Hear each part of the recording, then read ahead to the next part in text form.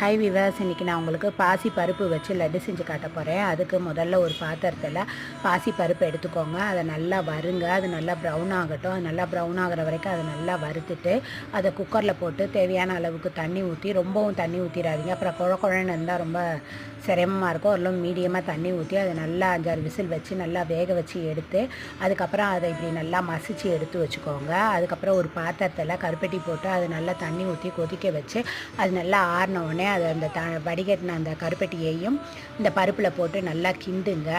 அது நல்லா இப்படி கிண்டி நல்லா சுண்டி வரணும். தண்ணி இல்லாமல் நல்லா கிண்டுங்க. அதை தண்ணியெல்லாம் நல்லா சுண்டி வந்ததுக்கப்புறம் ஒரு பாத்திரத்தில் நெய் ஊற்றி அதில் முந்திரி பருப்பு பாதாமை போட்டு அதை நல்லா வறுத்து அதையும் இந்த கலவையில் கொட்டி அதை நல்லா கிண்டி இப்படி நல்லா திக்கான கண்டென்சி வந்தவுடனே அதை இறக்கிட்டு அதை நல்லா அப்படி உருண்டை பிடிச்சி எடுத்து வச்சுக்கோங்க. இது ஈவினிங் ஸ்நாக்ஸ்க்கு சாப்பிட்றதுக்கு சூப்பராக இருக்கும். இது உடம்புக்கு ரொம்ப ஆரோக்கியம். ட்ரை பண்ணி பாருங்கள்.